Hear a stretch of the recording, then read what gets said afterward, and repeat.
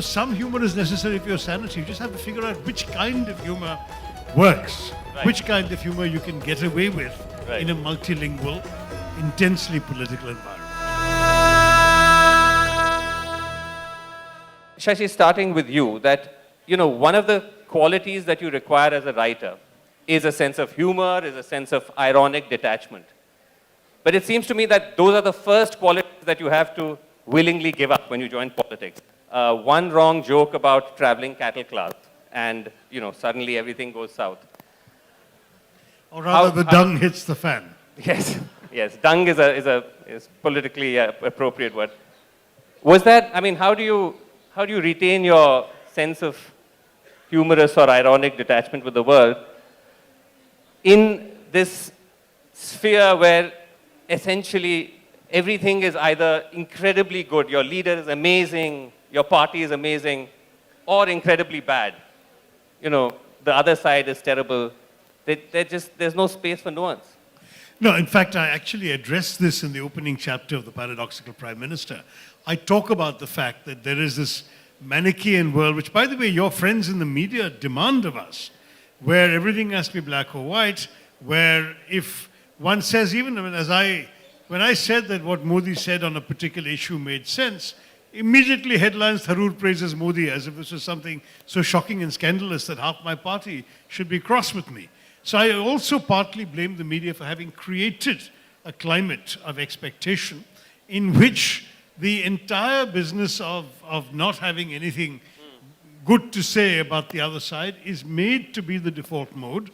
And if you do say something, it's seen somehow as a major transgression or a betrayal or whatever.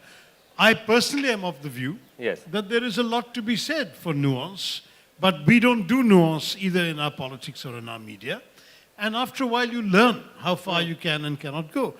Frankly, cattle class was the word, the phrase, not only the one that I had known for 30 years in America before coming here, but the phrase used by the questioner.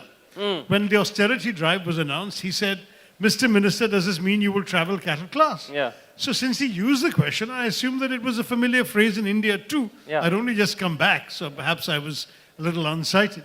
And I said, yes, I will travel cattle class in solidarity with all our holy cows. Right. And boy, that was when the dung hit the fan. So, very, very quickly stop Stephanian jokes. They don't translate very well into Gujarati and Malayalam and Hindi and so on.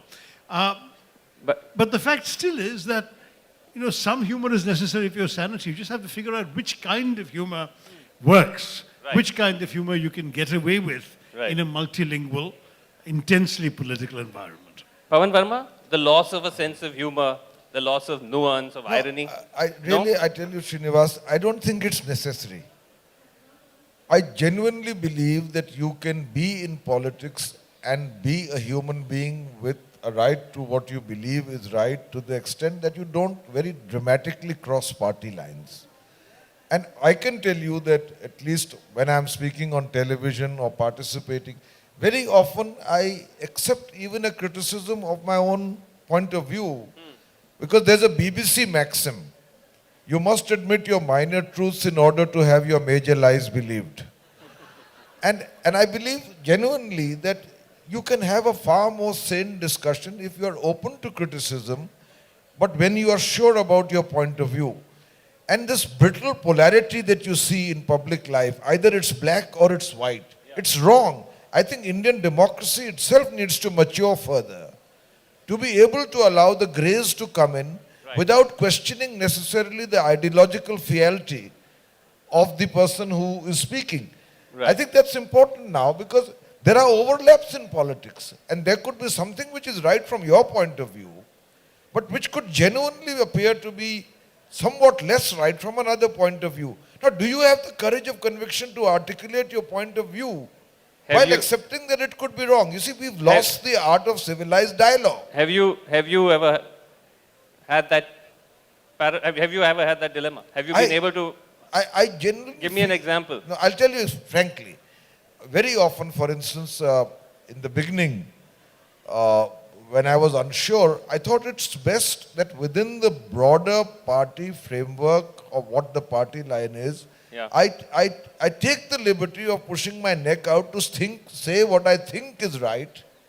And even if it's not exactly what the party line is, to bring it in congruence with it while admitting that there is scope for improvement. Now, why can't we do that? It's probably more difficult in the case of Shashi. Mine is a smaller party, with a leader who's far more liberal in such matters than perhaps the Congress party. I wouldn't be saying.